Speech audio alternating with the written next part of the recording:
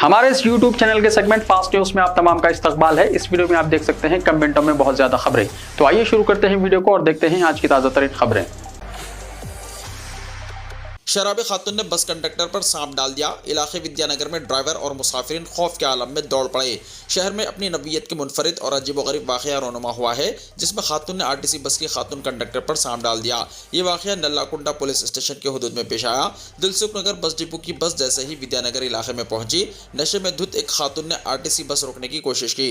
Driver ने बस नहीं रोकी और वो आगे बढ़ गया, जिस पर बरहम खातून ने बस पर शराब की बोतल फेंकी, जिसकी वजह से बस की उकबी सिमत का शीशा टूट गया। ड्राइवर ने बस रोक दी। ड्राइवर और कंडक्टर ने बस से उतरकर खातून को पकड़ने की कोशिश की।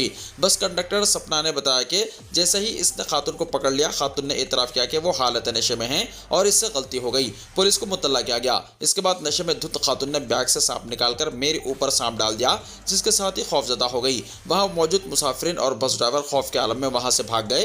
बादशाह बस ड्राइवर की शिकायत पर पुलिस ने मुकदमा दर्ज कर लिया। तहकीकात के दौरान मालूम हुआ है कि खातून सांप पकड़ने वाली है। मज़ीद तहकीकात जारी है। बांग्लादेशी गैर कानूनी तारिकीन वतन को रोकने के लिए पुलिस हुई चौकस। इंटेलिजेंस अलर्ट के बाद हैदराबाद आने वाली ट्रेनों और शहर के कई इलाकों में तलाशी हुई शुरू। मुश्तबा अफराद से हो रही है पूछताछ। पड़ोसी मुल्क बांग्लादेश में बेचैनी के बाद बांग्लादेश से गैर कानूनी तारिकीन वतन की इम्कानी आमद को रोकने के लिए ग्रेटर हैदराबाद में पुलिस चौकस हो गई है। शहर में बांग्लादेशियों के दाखिल होने की किसी भी कोशिश को रोकने के लिए कोलकाता से शहर आने वाली ट्रेनों की बड़े पैमाने पर तलाशी ली जा रही है। इंटेलिजेंस एजेंसियों के अलर्ट के बाद पुलिस सिकंदराबाद और नामपल्ली रेलवे स्टेशन पहुंचने वाली ट्रेनों की तलाशी ले रही है। इलाहाबाद शहर के इन हिस्सों में भी पुलिस तलाशी ले रही है, जहां पर कबल बांग्लादेश के गैर कानूनी तारिकीन वतन पकड़े गए थे। हैदराबाद, साबराबाद और रच्चाकुंडा की पुलिस बालापुर, काटेधन, मिलारदेवपल्ली, फलकनुमा और पहाड़ी शरीफ इलाकों में चौकस हो गई है। पुलिस ने शहरियों को मशवरा दिया है कि वो अपने इलाकों में मुश्तबा अफराद की मौजूदगी की पुलिस को इत्तला दें। पुलिस ने कहा कि बास मुश्तबा अफराद को पकड़कर उनसे पूछताछ की गई। माजी में इन इलाकों में रोहिंग्या और बास बांग्लादेशी पकड़े गए थे, जो यहाँ पर मुकीम थे। ये अफराद सनतों, तामीराती शोबे में मजदूरों के तौर पर या फिर चिल्लर फरोश के तौर पर पाए गए थे। आसिफाबाद जिले में शेर की मौजूदगी से सनसनी। आसिफाबाद जिले में शेर की मौजूदगी से सनसनी फैल गई। जिले के गुंदपुर गांव के खेतों के करीब महकमा जंगलात के ओहदेदारों ने शेर के पंजों के निशानात को देखा और शुबा किया कि उनसापुर जंगलाती इलाके से ये शेर यहां पहुंचा। इस शेर ने मवेशियों पर हमला किया था, जिसकी इत्तला मुकामी अफराद ने महकमा जंगलात के ओहदेदारों को दी। महकमा जंगलात के ओहदेदारों ने वहां पहुंचकर मुआयना किया। ईदुल्ला पहाड़ इलाके में एक गाय पर शेर ने हमला कर दिया। पुलिस ने इस किसान को 5,000 रुपये का मुआवजा अदा किया। हैदराबाद में चार्ल्स श्वाब कंपनी अपना सेंटर कायम करेगी, वज़ीर आला ने कहा। फाइनेंशियल सर्विसेज में दुनिया भर में मशहूर चार्ल्स श्वाब कंपनी ने हैदराबाद में टेक्नोलॉजी डेवलपमेंट सेंटर कायम करने का ऐलान किया है। भारत में ये कंपनी का पहला सेंटर होगा। सरमायाकारी को राग़िब करने के लिए अमेरिका के दौरे में मसरूफ चीफ मिनिस्टर रेवंत रेड्डी और रियासती वजीर सुरीधर बाबू ने डेलास में कंपनी के नुमाइंदों से मुलाकात की। इस मौके पर टेक्नोलॉजी एंड डेवलपमेंट सेंटर के क़याम के लिए अहम फैसले किए गए। चीफ मिनिस्टर रेवंत रेड्डी ने यकीन दिलाया है कि हैदराबाद में इस सेंटर के क़याम के लिए रियासती हुकूमत ताउन फराहम करेगी। उन्होंने कहा कि कंपनी के सरगर्मियों को तेज करने के लिए दरकार रहनुमाई की जाएगी। कंपनी के नुमाइंदों ने रियासती हुकूमत के ताउन के ऐलान पर शुक्रिया अदा किया। चार्ल्स श्वाब इस टेक्नोलॉजी सेंटर के क़याम के लिए हतमी मंजूरी का इंतजार कर रही है। जल्दी वो अपनी टीम को हैदराबाद भेजेगी। इस कंपनी की तोसी के साथ ही हैदराबाद फाइनेंशियल सर्विसेज के शोबे में भी दुनिया की तवज्जो का मरकज बन जाएगा। नागार्जुना सागर के 26 दरवाजे खोलकर पानी छोड़ा गया। नागार्जुना सागर प्रोजेक्ट में पानी की शदीद बहाव का सिलसिला जारी है, जिसके बाद इसके मुकम्मल 26 दरवाजे खोलते हुए पानी छोड़ा गया। जरा के मुताबिक 22 दरवाजों को 5 फीट और 4 दरवाजों को 10 फीट तक उठाकर पानी छोड़ा गया। इस प्रोजेक्ट में 2,53,000 क्यूसेक पानी का बहाव देखा गया है, जिसके बाद 2,69,000 क्यूसेक पानी छोड़ा गया। नागार्जुना सागर की मुकम्मल सतह 590 फीट के बरखिलाफ 585.30 फीट दर्ज की गई। टीएमसी में इसकी सतह 312.50 के बरखिलाफ 298.30 टीएमसी दर्ज की गई। श्रीशैलम प्रोजेक्ट और दिगर बालाई इलाकों से पानी की शदीद बहाव के बाद नागार्जुना सागर लबरेज हो गया था, जिसके बाद 6 अगस्त को महकमा आबपाशी के ओहदेदारों ने 12 दरवाजों को खोलने का फैसला किया था। हैदराबाद में सरमायाकारी से मल्टीनेशनल कंपनियों की दिलचस्पी। महकमे बरक़ी में बहुत जल्द तरक्की और तबादले। डिप्टी चीफ मिनिस्टर मल्लू भट्टी विक्रमार्का ने इंकशाफ किया है कि ग्रेटर हैदराबाद के इलाके में बहुत जल्द भारी सरमायाकारी होने वाली है, जिसकी मुताबियत में बरक़ी की तलब में भी गैर मामूली इजाफा होगा। उन्होंने महकमे बरक़ी के ओहदेदारों को हिदायत की है कि वो ग्रेटर हैदराबाद के इलाके में कायम किए जाने वाले प्रोजेक्ट्स की बरक़ी की तलब की तकमील के लिए तैयार रहें। मल्लू भट्टी विक्रमार्का, जो बरक़ी के क़लमदान के वज़ीर भी हैं, बरक़ी की सूरत हाल का मुतल्लिक़ा ओहदेदारों के साथ तफसीली जायज़ा इजलास मुनक़्क़िद किया। उन्होंने कहा कहा कि कई मल्टीनेशनल कंपनियों ने हैदराबाद में सरमायाकारी में दिलचस्पी जाहिर की है। इनमें फार्मा, बायोटेक और सर्विस शोबे की कंपनियां भी शामिल हैं। उन्होंने कहा कि आने वाले दिनों में मुमकिन है ग्रेटर हैदराबाद के इलाके में बर्क़ी की तलब में गैर मामूली इजाफा हो जाएगा। वज़ीर बर्क़ी बल्लू भट्टी विक्रमार्का ने कहा कि किसी भी प्रोजेक्ट या सनत के क़याम के लिए बर्क़ी की बिला खलल सरबराही इंतहाई अहमियत रखती है। इसी वजह से मुतल्लिक़ा अहदेदारों को इस बात को यकीनी बनाना चाहिए कि इन प्रोजेक्ट्स के लिए बर्क़ी की बिला खलल सरबराही हो। डिप्टी चीफ मिनिस्टर ने कहा कि महकमे बर्क़ी में तरक्कियों और तबादलों का अमल बहुत जल्द शुरू किया जाएगा। उन्होंने कहा कि गुज़िश्ता 7 से 8 साल से महकमे में कोई तरक्कियाँ और तबादले ना होने की वजह से अहदेदार और मुलाज़मीन ज़हनी दबाव का शिकार हैं। उन्होंने मुतल्लिक़ा अहदेदारों को इस ताल्लुक़ से इक़दामात करने की हिदायत की। डिप्टी चीफ मिनिस्टर ने कहा कि पेशरू BRS के दौर में नाक़िस आबपाशी प्रोजेक्ट्स तामीर किए गए थे, जिनकी मरम्मत के लिए कांग्रेस हुकूमत को हज़ारों करोड़ रुपए खर्च करने पड़ रहे हैं। उन्होंने कहा कि BRS पार्टी अपने TV चैनल और सोशल मीडिया अकाउंट्स के जरिए आवाम को गुमराह कर रही है।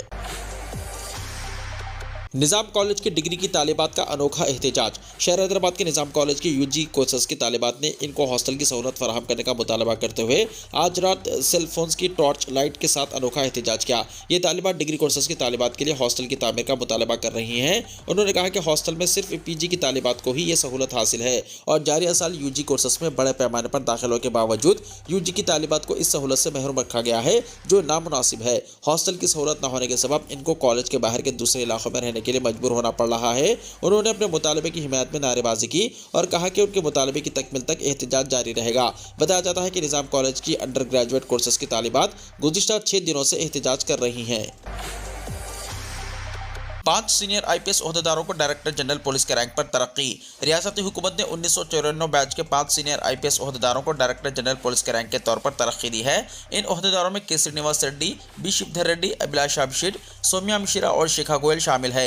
ये ओहदेदार अब 2016 के पे मैट्रिक्स IPS पे कवायद के तहत DGP सतह का रैंक हासिल करेंगे।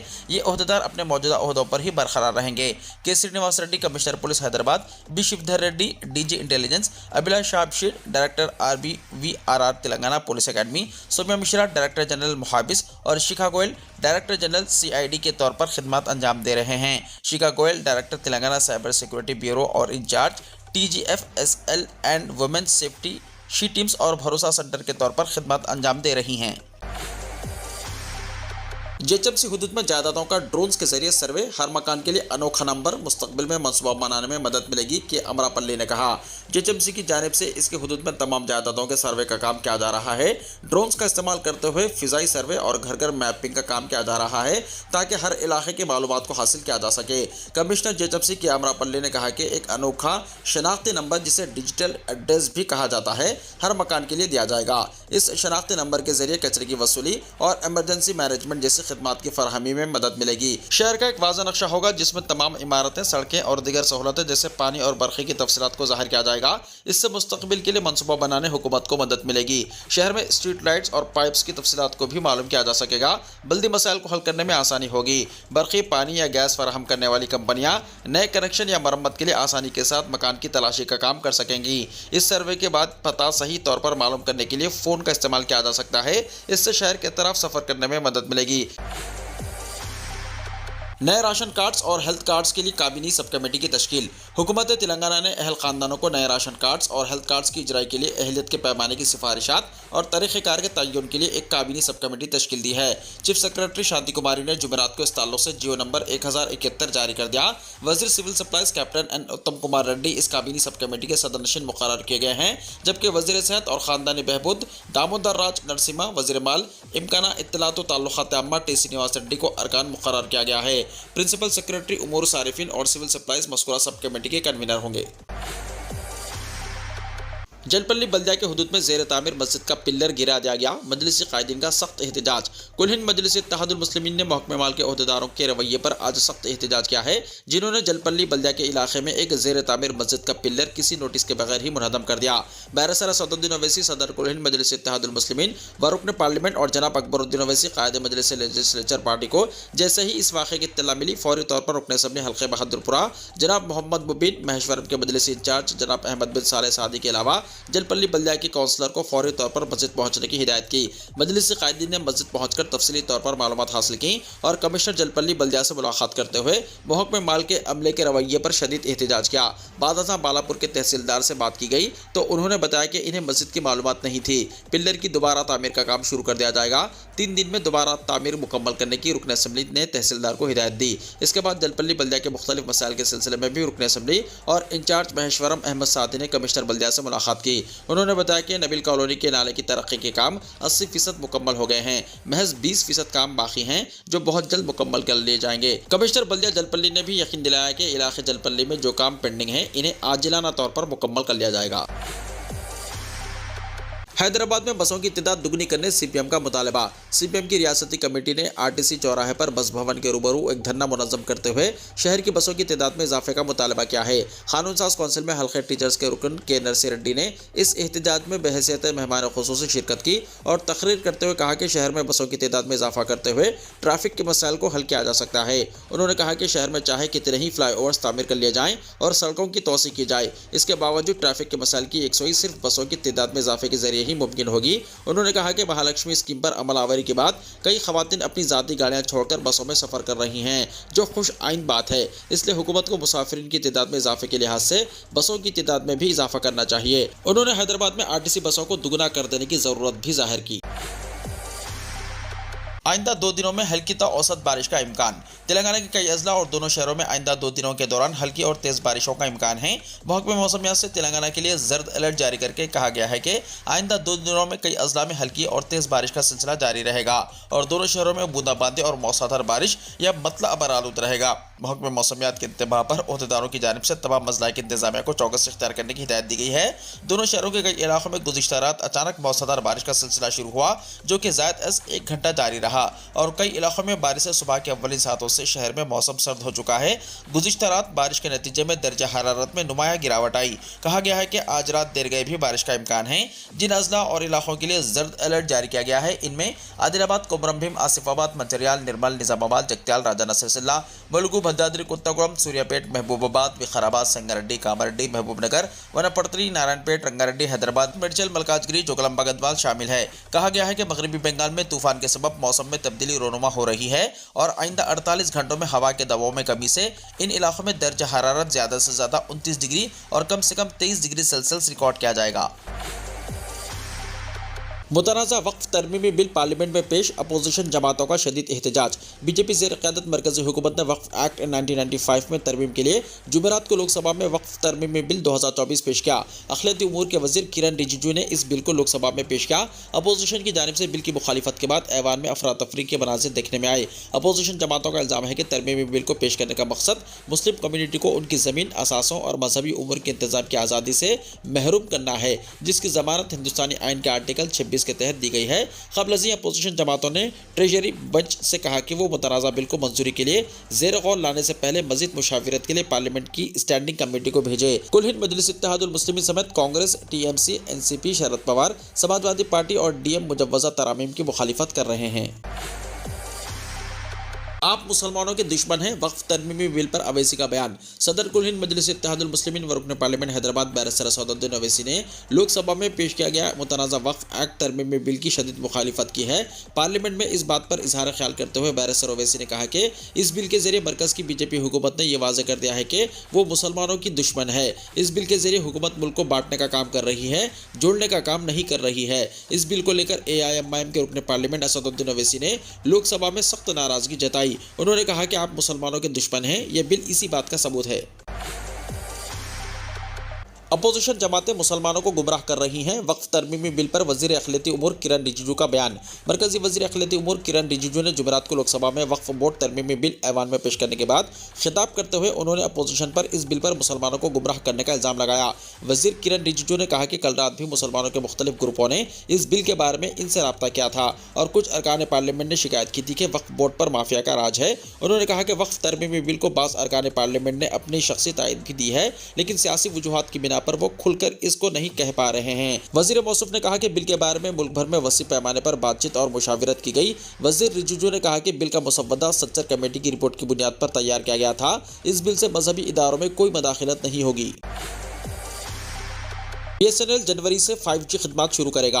BSNL एक बार फिर टेलीकम्युनिकेशन खिदमत में प्राइवेट कंपनियों से मुकाबला करने के लिए मैदान में आ गया है। फिलहाल कंपनी अपने सार्फिन को मार्केट से कम निर्खों पर 4G डेटा फराहम कर रही है। 5G खिदमत भी जनवरी के महीने से शुरू हो जाएंगी। इसके लिए TCS कंपनी के देसी आलात लगाए जा रहे हैं। 3G तक चीनी कंपनियों के आलात पर मुनहसिब थी। बजट खिदमत और पार्ट्स की कमी की वजह से BSNL पीछे रह गया था। ये जानकारी BSNL उज्जैन के जनरल मैनेजर बसंत गुप्ता ने दी है। बातचीत में उन्होंने बताया कि इस वक्त मार्केट में सबसे सस्ते 4G डेटा प्लान BSNL के ही हैं। चूंकि बुनियादी ढांचा मौजूद है, ऐसी सूरत हाल में सार्फिन को कम कीमत पर खिदमत फराहम की जा रही है। उन्होंने कहा कि इस वक्त डिवीजन में हर माह 36,000 नए सार्फिन BSNL में शामिल हो रहे हैं। ये अपने आप में एक रिकॉर्ड है। पहले हर महीने तकरीबन 6,000 सार्फिन इसमें शामिल होते थे। चूंकि प्राइवेट कंपनियों के डेटा प्लान महंगे हैं और इलाकों में नेटवर्क के मसाइल हैं, इसलिए आप लोग एक बार फिर BSNL का रुख कर रहे हैं। बसंत गुप्ता ने कहा कि BSNL की नई स्कीम के तहत जिन मोबाइल सार्फिन के पास 3G सिम है, इन्हें 4G सिम मुफ्त दी जा रही है। अक्षय कुमार ने जुमेरात की सुबह हाजी अली दरगाह की ज़ियारत की और मस्जिद की तज़य्युन नौ के लिए 1 करोड़ 21 लाख रुपए का अतिया दिया। बॉलीवुड अदाकार अक्षय कुमार ने आज जुमेरात की सुबह हाजी अली दरगाह पहुंचकर ज़ियारत की और वहां मौजूद मस्जिद के ज़ेर तामीर कामों और तज़य्युन नौ के लिए 1 करोड़ 21 लाख रुपयों का अतिया दिया। ये बात जनाब Mohammad Ahmad Tahir administrative officer Haji Ali trust ने मीडिया को बताई। उन्होंने कहा कि अक्षय कुमार जुमेरात को अपनी नई फिल्म खेल खेल में की रिलीज के मौके पर इस फिल्म के डायरेक्टर मुदस्सिर अजीज के साथ दरगाह हाजी अली पहुंचे थे। दरगाह की ज़ियारत के बाद वो कुछ वक्त ज़ायरीन के साथ भी वहां गुजारे और हाजी अली दरगाह के मैनेजिंग ट्रस्टी जनाब सोहेल कंदवाई से भी तफसीली बातचीत की। इस मौके पर सोहेल कंदवाई ने अक्षय कुमार के वालिदैन लता अरुणा भाइया और हरि ओम भाइया और मुल्क की सलामती और खुशहाली के लिए दुआ की। अक्षय कुमार ने बाद अज़ां दरगाह पर चादर भी चढ़ाई। वाज़ेह हो कि अक्षय कुमार इन दिनों अपनी फिल्मों की नाकामी का सामना कर रहे हैं। उनकी हालिया रिलीज फिल्मों ने बॉक्स ऑफिस पर जबरदस्त नाकामी का सामना किया है। इनकी इस साल की आखिरी फिल्म बड़े मियाँ छोटे मियाँ ने तो तवक्को के बरखिलाफ कलेक्शन किए। फाइनल के लिए नाअहल करार देने पर मायूस खातून पहलवान विनेश फोगाट ने किया रिटायरमेंट का ऐलान। विनेश फोगाट ने फाइनल मुकाबले से ऐन पहले इन्हें नाअहल करार दिए जाने के फैसले के बाद कुश्ती को अलविदा कहने का ऐलान कर दिया है। विनेश फोगाट ने जब आज मायूसी के दरमियान कुश्ती से अपने रिटायरमेंट का ऐलान किया तो इस पर उनके उस्ताद और चचा महावीर फोगाट का रद्दमल सामने आया है।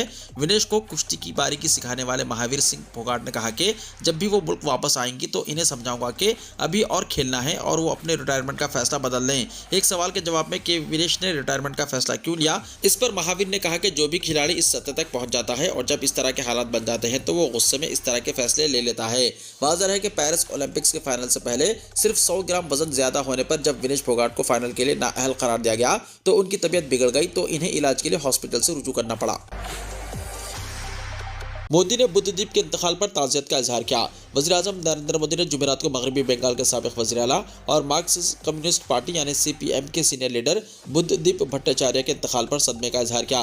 मिस्टर मोदी ने सोशल मीडिया एक्स पर पोस्ट किया, मगरबी बंगाल के साबिक़ वज़ीर आला बुद्धदीप भट्टाचार्य के इंतकाल से गमज़दा हूँ। वो एक सियासी रहनुमा थे जिन्होंने अज़्म के साथ रियासत की खिदमत की। इनके अहल खाना और हामियों के लिए मेरी दिली ताज़ियत है। ओम शांति। मिस्टर भट्टाचार्य का सुबह 80 साल की उम्र में इंतकाल हो गया। वो तवील अरसे से उम्र से मुताल्लिक़ बीमारी और सांस की तकलीफ में मुब्तला थे। मिस्टर भट्टाचार्य बंगाल में बायमहाज की 84 साल तवील हुक्मरानी के दौरान CPIM के दूसरे और आखिरी वज़ीर आला थे। मिस्टर भट्टाचार्य 2000 से 2011 तक रियासत के चीफ मिनिस्टर रहे। मोहम्मद यूनिस की बांग्लादेश की उबूरी हुकूमत के सरबराह के तौर पर हलफ बर्दारी, मुल्क की तामीर नौ और शहरियों के तहफ़्फ़ुज़ का वादा। नोबल अमन इनाम याफ्ता मोहम्मद यूनिस ने बांग्लादेश की उबूरी हुकूमत के सरबराह के तौर पर हलफ उठा लिया है। 84 साल यूनिस ने जुमेरात की रात ढाका में एक तकरीब के दौरान हलफ लिया। मोहम्मद यूनिस ने बांग्लादेश के अवाम से एक ऐसी हुकूमत का वादा किया जो अपने शहरियों को तहफ़्फ़ुज़ फराहम करे। उन्होंने अवाम से बांग्लादेश की तामीर नौ में मदद की अपील की है। क़ब्ल उबूरी हुकूमत की क़यादत के लिए बांग्लादेश पहुँचने वाले मोहम्मद यूनिस ढाका पहुँचकर जज्बाती हो गए। उन्होंने ढाका एयरपोर्ट पर सहाफ़ियों से बातचीत की। मोहम्मद यूनिस ने कहा कि बांग्लादेश ने आज एक नया यौम फ़तह कायम किया है। हमें इसे जहन में रखते हुए और इसे मजबूत करते हुए आगे बढ़ना है। नौजवानों ने इसे मुमकिन बनाया है। मैं इनकी तारीफ करता हूँ और उनका शुक्रिया अदा करता हूँ। वो मेरे साथ हैं और उन्होंने इस मुल्क को बचाया है। ये मुल्क एक नए अंदाज में पैदा हुआ है। बांग्लादेश जो मुझे दूसरे जन्म के बाद मिला है, ये बहुत तेज़ी से तरक्की करेगा। ये हमारा वादा है। हम इसकी हिफाजत करना चाहते हैं और आगे बढ़ना चाहते हैं। ख्याल रहे कि तलबा की ज़ेर क़यादत एहतजाजी मुज़ाहरों ने वज़ीर-ए-आज़म शेख हसीना को इस्तीफा देने और पड़ोसी मुल्क हिंदुस्तान में पनाह लेने पर मजबूर कर दिया था। यूनुस के लिए अब अहम काम बांग्लादेश में अमन की बहाली और नए इंतखाबात की तैयारी है। बांग्लादेश के सदर मोहम्मद शहाबुद्दीन ने ढाका में वाक़ सदारती महल में गैर मुल्की सिफारतकारों, सिविल सोसाइटी के अराकीन, आला कारोबारी शख्सियात और साबिक अपोजिशन पार्टी के अराकीन की मौजूदगी में यूनुस को बतौर चीफ एडवाइजर हलफ दिलाया। ये ओहदा वज़ीर-ए-आज़म के मसावी है। हसीना वाजिद की पार्टी का कोई नुमाइंदा मौजूद नहीं था। मुल्क में जारी सियासी बदअमनी और मुजाहरों के दरमियान वज़ीर-ए-आज़म शेख हसीना के इस्तीफे के बाद उबूरी हुकूमत तश्कील दी गई है। दही बैंक के बानी और मशहूर समाजी कारकुन यूनुस उबूरी हुकूमत की क़यादत करेंगे। बांग्लादेश की एक अदालत ने चार्ज संभालने से सिर्फ एक दिन पहले लेबर लॉ की खिलाफ वर्जी के मुकदमे में यूनुस की सजा को भी मनसूख कर दिया था। वीडियो को लाइक शेयर कीजिए और हमारे इस YouTube चैनल को सब्सक्राइब करते हुए इसके बेल आइकॉन को भी प्रेस कर लीजिए ताकि ऐसी ही ताज़ा तरीन खबरें आइंदा भी आपको मिलती रहे।